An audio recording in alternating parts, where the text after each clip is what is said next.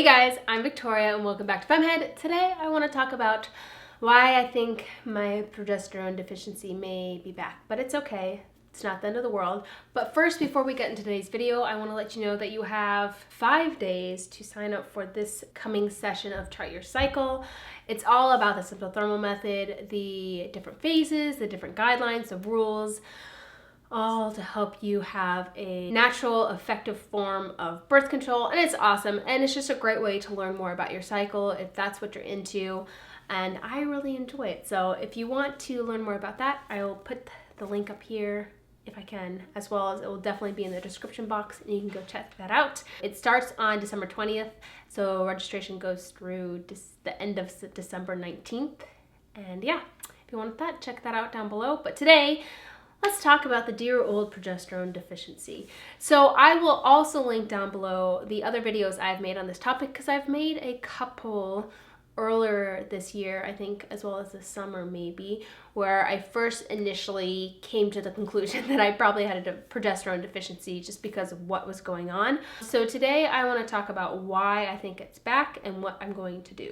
So progesterone deficiency can cause a host of issues and it can kind of differ person to person, but essentially it deals with your body not producing enough progesterone after ovulation, and this will cause a shorter luteal phase and it will cause premenstrual spotting. So you want your luteal phase, which is the period of time between ovulation and your period, to be at least 10 days. Generally, they look at like 11 to 14 days. If it's below 10 days is when you have an issue. Earlier this year, mine was like 9 days, I believe.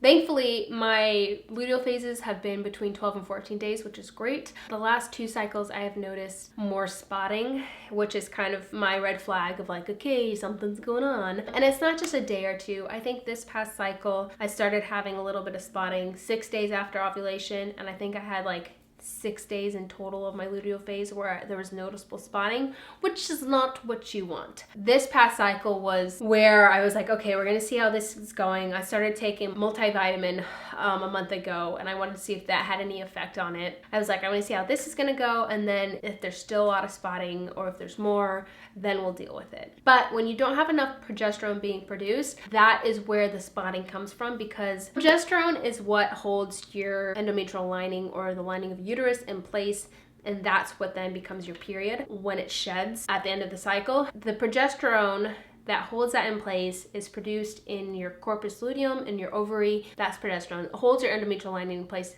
and when it's not quite enough, that's when you start getting the spotting. And it just started this last time when I got back from France this fall, and so I don't know quite what it is, but I think there is something to do with travel that is a trigger for messing with my progesterone. The last time it happened was when we got back from Bali. So there's something going on there and I haven't quite figured it out. And if I do figure it out, I'll let you know. But right now I don't know the answer to why it's doing that. And I just ordered more Vitex because this is what got it going last time. So I got 2 bottles of this, and that's the same I got last time. Vitex is a natural supplement and it just is like the powerhouse for women's health, I suppose. And if you're curious if it could work for you, do your own research. It's a great thing. I love it. But this is what really helped me last time. I expected to take a few cycles to see it slowly start helping, but the first cycle I started taking this, I didn't have any spotting. It went from nothing to like my period was there.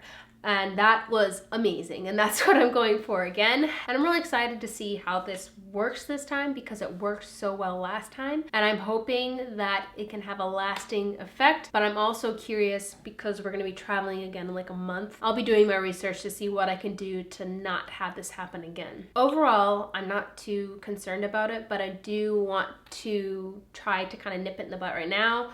Is it nip it in the butt or nip it in the bud? Whichever one though, I want to do that before it gets out of hand, creates other issues or lasting issues. So that is kind of my story. I think my progesterone deficiency is back just because I'm having a lot of premenstrual spotting and it's just kind of annoying. Nobody likes spotting. And so I'll be taking Vitex to try and help that. This is not sponsored by Vitex or Gaia Herbs.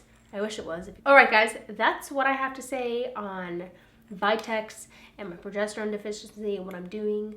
And I will keep you updated once I finish out this and see how it's going and share that with you guys. Don't forget to like this video if you like videos of me talking about this sort of stuff. Don't forget to subscribe to FemmeHead if you want to keep up with the videos I'm making. And I will see you guys in my next video. Bye!